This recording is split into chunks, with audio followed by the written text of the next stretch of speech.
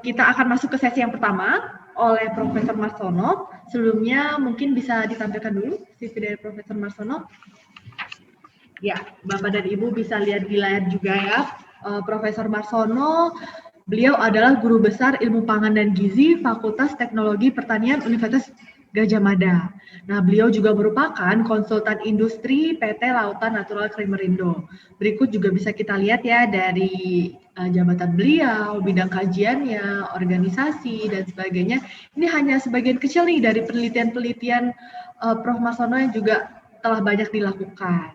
Baik, mungkin untuk Profesor Marsono, selamat siang Prof. Selamat siang ya. Iya, siang Prof. Baik, kepada Profesor Marsono, waktu dan tempat kami serahkan. Baik, selamat siang. Sudah kelihatan ya? Sudah. Baik, selamat siang moderator dan para peserta webinar di seluruh Indonesia. Siang hari ini saya akan menyampaikan materi saya sesuai dengan permintaan dari panitia, yaitu peran prebiotik dalam mikrobiota saluran cerna dan kesehatan. Baiklah, akan saya mulai dengan yang pertama, yaitu mengenai perkembangan pengertian prebiotik. Istilah prebiotik itu awalnya disampaikan tahun 95. Ya. Jadi istilah prebiotik itu pertama kali dikenalkan tahun 95 oleh Gibson dan Robert Freud yang menyatakan bahwa itu prebiotik itu intinya adalah undigestible ingredient. Jadi bahan yang tidak tercerna yang memberikan efek pada mikrobiota di dalam kolon dan itu memberikan efek kesehatan bagi inangnya. Sampai dengan kira-kira 10 tahun tidak ada perubahan definisi, tapi tahun 2004 itu ada sedikit perubahan definisi yang terkait dengan atau nasib dari bahan itu, yaitu selective fermented, artinya itu difermentasi secara selektif di dalam kolon dan kata-kata kolon itu dirubah menjadi gastrointestinal, artinya tidak hanya di kolon saja, bahwa di bagian yang lain pun mungkin juga bisa terjadi fermentasi mikrobiota itu. Kemudian dari dua itu ada 3 kriteria yang penting, yaitu bahwa prebiotik itu tahan terhadap keasaman lambung, tidak dapat dicerna atau dihidrolisis oleh enzim pencerna, dan diabsorpsi di dalam usus halus. Itulah sebabnya kalau kita ingin mengajukan prebiotik, ini adalah syarat yang harus kita penuhi, bahwa bahan yang kita menyatakan sebagai prebiotik harus tahan pada keasaman lambung, tidak dihidrolisa oleh enzim pencerna, dan diabsorpsi di dalam usus halus. Kemudian yang kedua, syarat yang kedua, terfermentasi oleh mikroorganisme di usus. Dan yang ketiga, ini efeknya adalah merangsang secara selektif pertumbuhan dan aktivitas bakteri. Dan itu memberikan efek menyehatkan pada inangnya. Nah, sebenarnya ada lagi perkembangan atau pengertian prebiotik itu yang disampaikan oleh FAO dan WHO. Yang ini dia menyebutkan atau FAO dan WHO ini menyebutkan adalah non-viable food. Jadi sebenarnya sama dengan tidak tercerna itu ada tadi. Dan ini juga berkaitan dengan kehidupan mikroflora di dalam usus halus, usus besar. Kemudian tahun 2010 ini ada perubahan lagi, ini karena atau berdasarkan hasil dari ISAP, International Scientific Association of Probiotic and Prebiotic, yang menyatakan bahwa dia memberikan istilah dietary prebiotic, yaitu selective fermented ingredient, artinya itu ingredient yang terfermentasi yang menyebabkan perubahan pada komposisi mikrobiota di dalam gastrointestinal dan memberikan efek yang menguntungkan. Kemudian tahun 2015 ada lagi perubahan yang terkait dengan pengertian prebiotik. Di situ disebut kembali pada undigestible compound. Jadi yang tidak senyawa yang tidak terdekomposisi, tapi dimetabolisme oleh mikroorganisme di dalam gut di dalam usus dan akan menyebabkan perubahan komposisi maupun aktivitas mikrobiota, dan yang terakhir itu memberikan efek yang menguntungkan bagi orangnya atau bagi inangnya. Jadi dari pengertian ini ada satu poin yang penting, yaitu tidak harus berupa karbohidrat. Karena apa? Karena sebelumnya itu lebih banyak diartikan itu adalah karbohidrat tidak tercerna. Kemudian yang berikutnya efek fisiologis sebagai akibat aktivitas mikrobia, tetapi tidak dibatasi jenis mikrobiota, ya. Kemudian menyebabkan perubahan komposisi dan aktivitas gut mikroflora dan memberikan efek fisiologis, tetapi tidak harus berupa efek kesehatan. Nah, kemudian ini yang terakhir itu berdasarkan ISAP tahun 2017. Ini lebih sederhana. Jadi prebiotik adalah a substrate that is selected by host microorganism conferring a health benefit. Jadi di situ tetap merupakan satu substrat, tidak dibatasi itu karbohidrat atau yang lain. Jadi non karbohidrat pun itu bisa, tapi kriterianya tetap sama. Jadi substratnya tidak harus berupa karbohidrat, dan oleh karena itu termasuk di sini misalnya polifenol itu bisa dimasukkan pada prebiotik. Kemudian tidak spesifik disebut tidak tercerna, tetapi kalau itu dikatakan digunakan oleh mikrobia itu pasti itu lolos dari usus halus, pasti itu juga tidak tercerna. Dan kemudian yang berikutnya yang juga penting adalah memberikan efek menenangkan, menyehatkan pada inang. Nah, ini pengertian prebiotik mulai dari tahun 95 sampai dengan tahun 2019 atau tahun yang lalu. Sebenarnya sampai dengan tahun 2017 karena ini diumumkannya sebenarnya tahun 2017. Nah, bagaimana dengan di Indonesia? Di Indonesia belum ada istilah prebiotik. Jadi yang sedikit menyinggung tentang prebiotik itu yaitu serat pangan. Jadi BPOM itu mengeluarkan itu definisi serat pangan, termasuk di sana adalah inulin, yang pada pengertian tadi inulin itu adalah contoh yang populer untuk prebiotik. Jadi inulin itu masuk pada serat pangan. Yang perlu dicatat di sini yaitu bahwa peraturan BPOM tahun 19 itu mengatakan serat pangan itu terdiri dari tiga kemungkinan komponen, yaitu polimer karbohidrat yang dapat dimakan, yang secara alamiah terdapat di dalam pangan, artinya alamiah ada di pangan. Kemudian yang kedua itu polimer karbohidrat yang disintesis melalui bahan yang secara ilmiah ada di alam. Kemudian yang ketiga adalah polimer karbohidrat sintesis yang telah terbukti mempunyai efek yang fisiologis yang bermanfaat terhadap kesehatan. Ini yang sekarang lebih banyak dikenal sebagai serat pangan tapi dari sintetik, jadi non alam. Artinya sintetik tapi tetap berasal dari bahan alami, yaitu biasanya dari padi. Nah, terkait dengan itu, maka ada istilah prebiotik dan kandidat prebiotik. Jadi jadi yang confirm prebiotik itu yang jelas sudah disepakati itu adalah prebiotik. Tapi kalau yang kandidat prebiotik itu disebut prebiotik, tapi ada persyaratan, yaitu memenuhi syarat bahwa itu memenuhi kriterianya prebiotik. Jadi misalnya soybean oligosaccharide itu misalnya, kemudian pektin, silan oligosaccharide, resistant starch, IMO, malto oligosaccharide, isomaltolosa, polydextrosa, rafinosa oligosaccharida, dan beta-glukan. Ini adalah yang disebut sebagai kandidat prebiotik. Nah, untuk menyatakan bahwa itu nanti kandidat prebiotik itu memang betul-betul bersifat prebiotik, lalu nanti ada pengujiannya. Nah, dalam pengelompokan yang lain itu prebiotik itu dibagi menjadi yang jelas pasti nanti nomor 1 sampai dengan 2 itu adalah yang tadi adalah yang confirm prebiotik tadi, fruktan, di sini misalnya inulin, lalu POS, lalu galacto oligosaccharide, kemudian ada transgalacto oligosaccharide, Kemudian yang ketiga adalah resistant starch atau glucose derived oligosaccharide, misalnya polydextrose. Jadi ini adalah masuk pada kelompoknya prebiotik pada kelompok 3. Kemudian ada juga ada oligosaccharide, misalnya pectic oligosaccharide. Dan yang baru yang kita belum terlalu kenal itu non karbohidrat, yaitu polifenol. Jadi polifenol itu per definisi tahun 2017 itu termasuk pada prebiotik.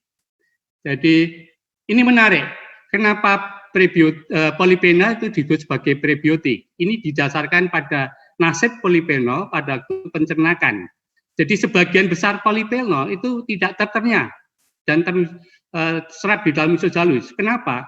Yang kita kenal selama ini polifenol adalah antioksidan. Tapi polifenol antioksidan itu yang terserap di dalam usus halus. Dan itu merupakan polifenol yang ber-BM rendah, mono atau dimer dari polifenol, dan yang lainnya itu akan dilepas, artinya tidak tercerna di dalam kolon. Yang tidak tercerna di dalam usus halus. Yang tidak tercerna di dalam usus halus ini akan diteruskan sampai ke dalam kolon. Kemudian di dalam kolon itu akan memodulasi populasi aktivitas mikrobia dan akan menghasilkan metabolit dengan BM rendah yang ternyata menurut penelitian memberikan efek menyehatkan. Beberapa efek kesehatan yang pernah dilaporkan antara lain perlindungan terhadap gastrointestinal disorder, penurunan serum kolesterol, respon imun lewat perangsangan sitokin. Nah, untuk membuktikan bahwa kandidat prebiotik itu tadi memang bersifat prebiotik, maka ada uji in vitro untuk membuktikan bahwa itu adalah prebiotik, yaitu dengan melihat karakternya yang kita sebut sebagai indeks prebiotik dan aktivitas prebiotik. Jadi indeks prebiotik itu menggambarkan kemampuan substrat itu yang kita uji untuk mendukung pertumbuhan suatu organisme dibandingkan dengan organisme lain dan pertumbuhannya dalam substrat misalnya glukosa dan gula yang lain sebagai kontrol. Jadi rumusnya seperti ini, indeks prebiotik adalah CFU probiotik in prebiotik karbohidrat dibagi CFU probiotik in kontrol karbohidrat. Jadi ini hanya akan mengindikasikan bila nilai IP-nya itu lebih besar dari 1, berarti substrat yang diuji memiliki efek positif terhadap pertumbuhan bakteri probiotik. Kemudian aktivitas prebiotik. Aktivitas prebiotik ini menggambarkan biomasa sel probiotik. Jadi ini yang diukur berarti sel probiotiknya dibandingkan dengan biomasa sel enterik yang diinkubasikan selama 24 jam pada media prebiotik dan media kontrol. Rumusnya seperti itu, dan ini dari angka ini, skor AP yang tinggi itu mengindikasikan baik dalam mendukung pertumbuhan bakteri probiotik dibandingkan dengan yang ditumbuhkan dalam laktosa. Jadi itu kontrol substratnya adalah laktosa. Nah, sebagai contoh, ini adalah apa yang sudah dilakukan di LNK, jadi indeks prebiotik dan aktivitas prebiotik dari 3 contoh fiber cream. Dengan kontrol FOS dan inulin, kita tahu atau hasil penelitian menunjukkan bahwa fiber cream FC01 mempunyai indeks prebiotik 2. FOS-nya itu 3,1 dan inulin 2,73.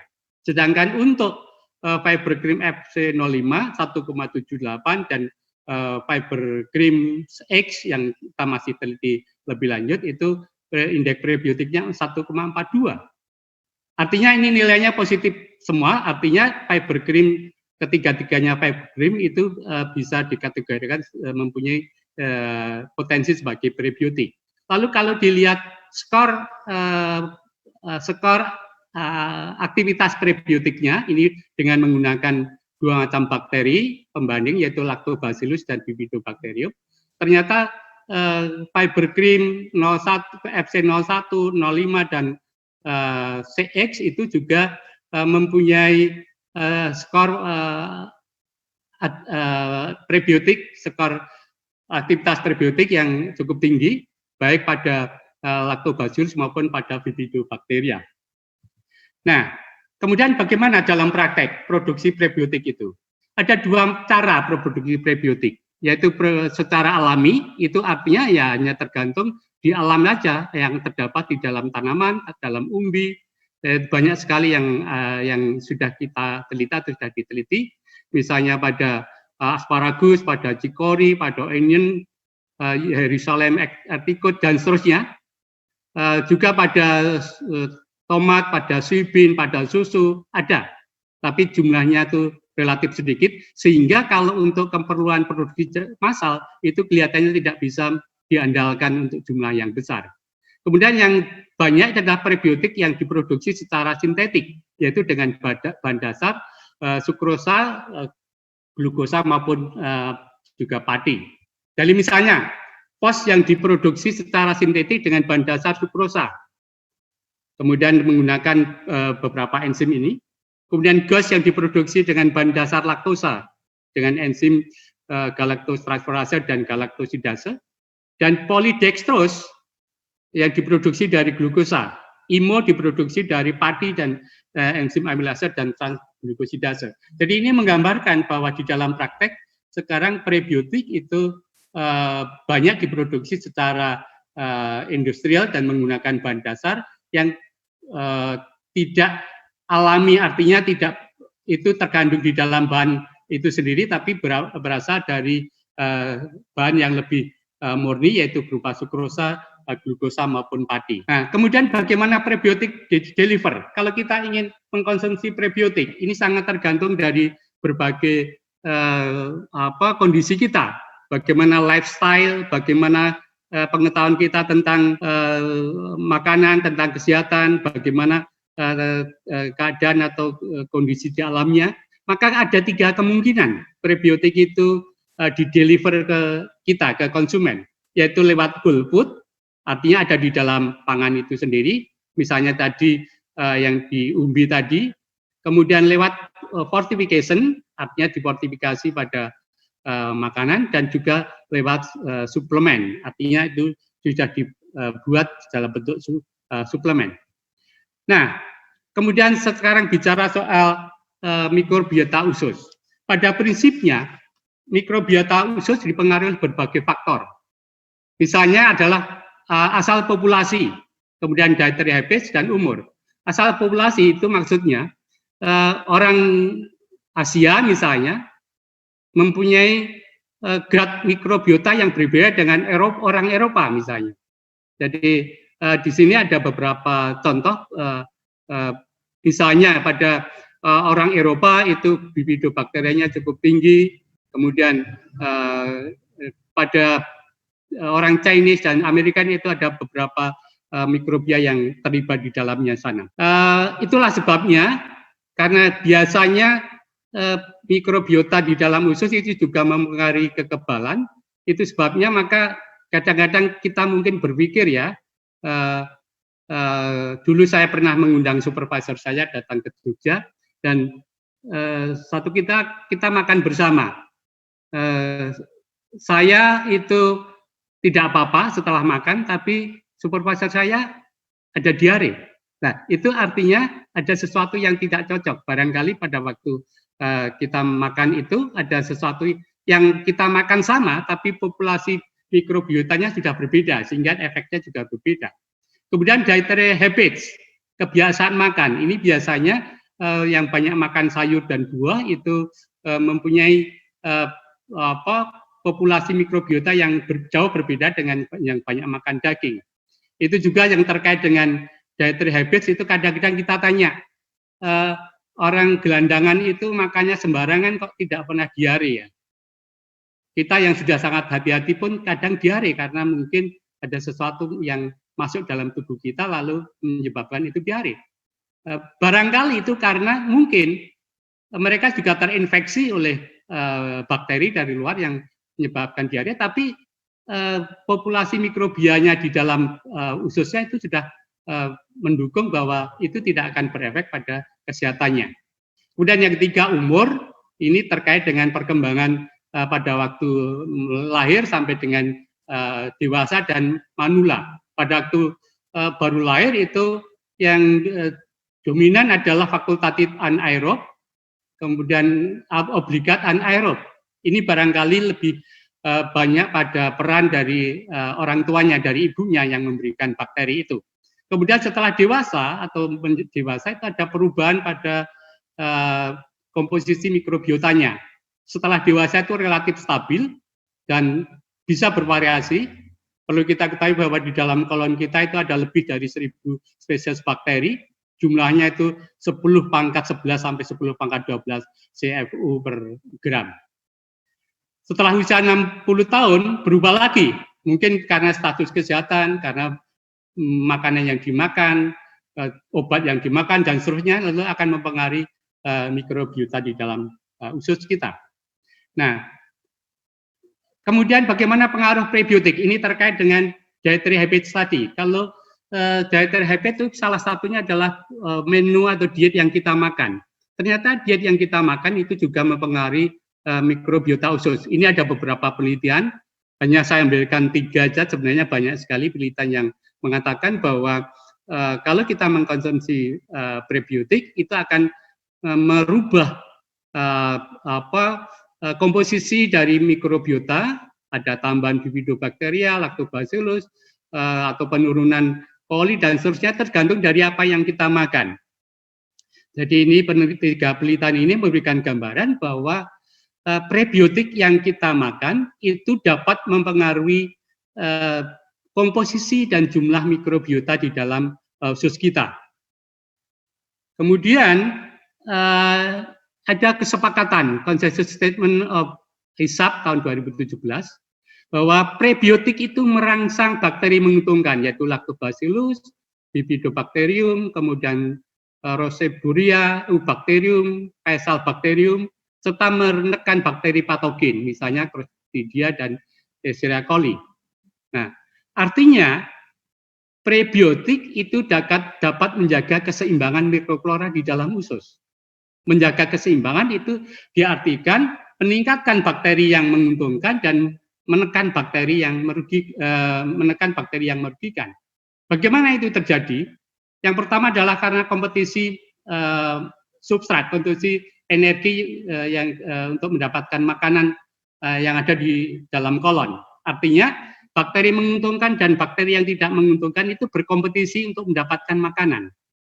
Nah, kompetisi ini sangat dipengaruhi oleh environment-nya. Jadi pada keasaman yang tinggi, bakteri yang menguntungkan ini relatif tahan terhadap keasaman. Maka kalau mereka berada bersama-sama dengan bakteri yang merugikan, pada waktu kompetisi, dia akan menang karena dia lebih tahan pada keasaman.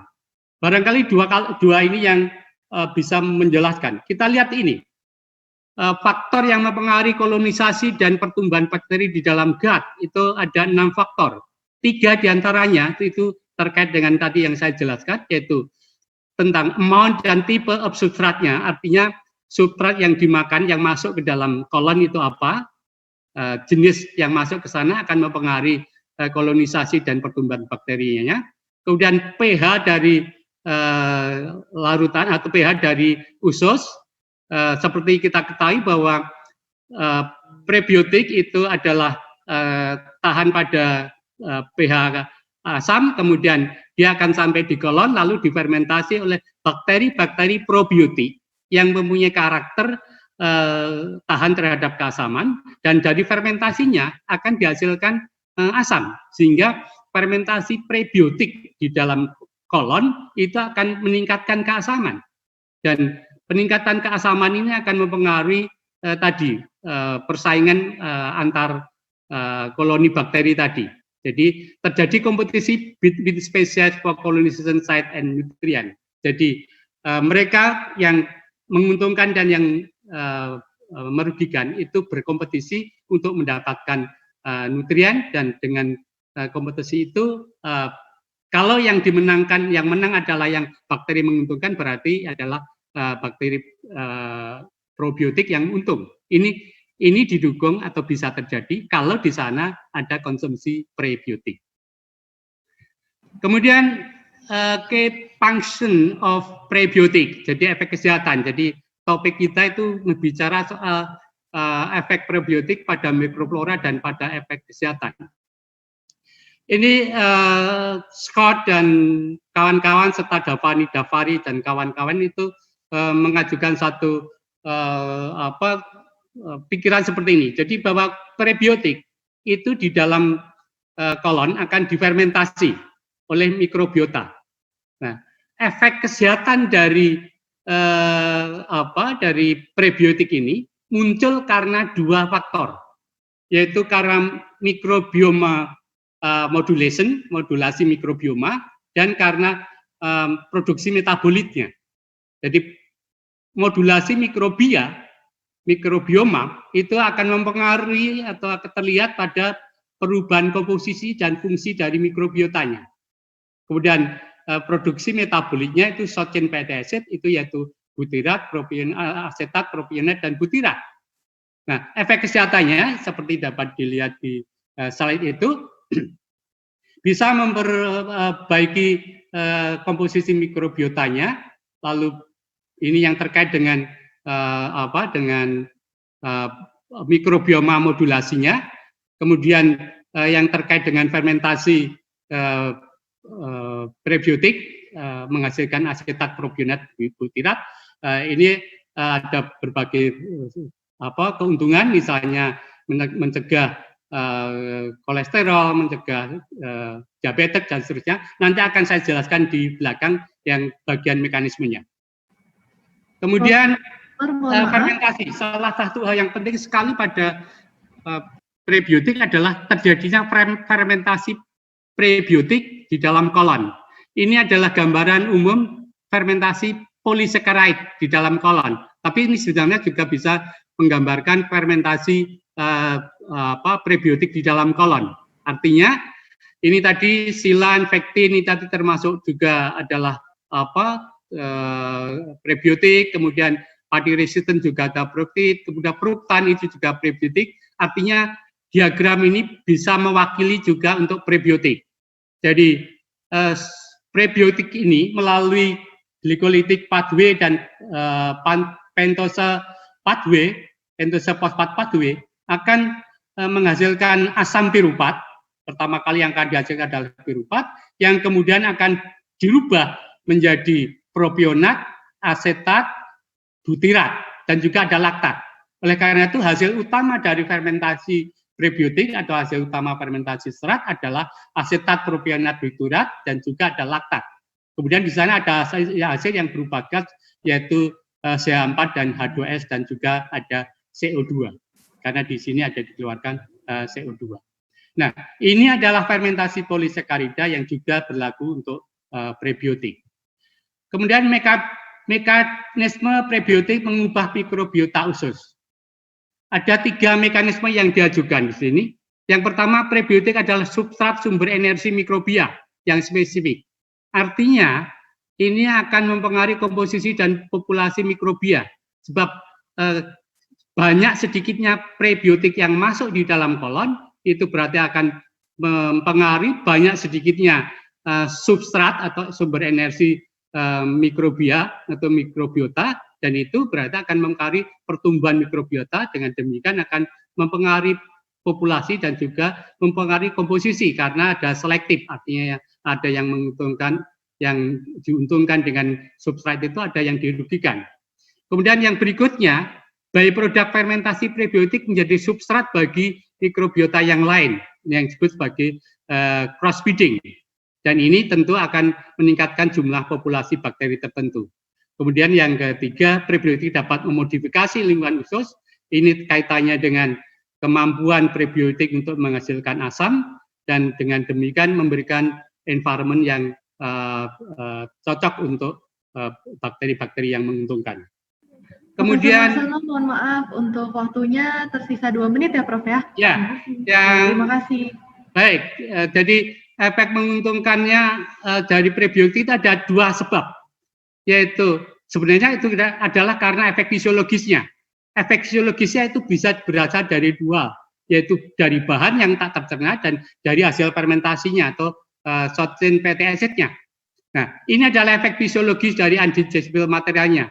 Bisa sebagai sumber energi mikrobiota, menghambat absorpsi glukosa dan kolesterol, rendah kalori, feses lebih ruah dan lunak, merangsang bibidogenik, non-glisemik, menekan kolonisasi mikrobia jahat dan merangsang mikrobia baik, menurunkan spesifisitas dan mengurangi waktu transit. Dan yang terkait dengan SCFA itu meningkatkan keasaman, berarti akan menurunkan pH kolon, lalu mempengaruhi metabolisme lipid dan meningkatkan absorpsi CA. Kalau itu dibuat mekanismenya digabungkan, maka mekanisme probiotik memberikan efek kesehatan itu bisa melalui perubahan komposisi mikrobiota, bisa karena produksi SCFA-nya yaitu mencegah kanker kolon, merubah profil lipid, perbaikan metabolisme karbohidrat berarti baik untuk diabetes, peningkatan absorpsi CA berarti mencegah osteoporosis dan peningkatan antibodi serta peningkatan kemampuan untuk menahan air yang mencegah alergi kulit. Nah, ada efek samping yang harus diperhatikan, yaitu bahwa karena prebiotik itu adalah sesuatu yang sampai di kolon, maka pasti efek sampingnya terkait dengan osmotiknya, yaitu efek samping itu merupakan osmotik diare, bloating, kemudian flatulen, cramping, dan seterusnya. Dan semakin panjang rantai polimer prebiotik, semakin besar efek sampingnya. Dosis yang aman yang dianjurkan adalah 2,5 sampai 10 gram prebiotik. Dosis prebiotik komersial adalah 1,5 sampai 5 gram per porsi. Artinya satu atau 2 porsi itu sudah cukup. Jadi kesimpulannya, konsumsi prebiotik dapat meningkatkan kualitas hidup karena prebiotik membantu memperbaiki komposisi dan populasi mikrobiota dalam usus dan memberikan efek kesehatan saluran cerna pada organ saluran cerna dan organ lain. Kemudian yang kedua, dengan mengetahui mekanisme kerja prebiotik, pengembangan prebiotik harus didasarkan pada jenis makanan yang diperlukan oleh mikrobia yang memberikan efek menyehatkan. Kemudian yang terakhir, tidak kalah pentingnya, karena probiotik itu populasi bakteri itu dipengaruhi oleh populasi, maka dalam produksi prebiotik harus dipertimbangkan target populasi yang dituju. Demikian yang bisa saya sampaikan. Terima kasih.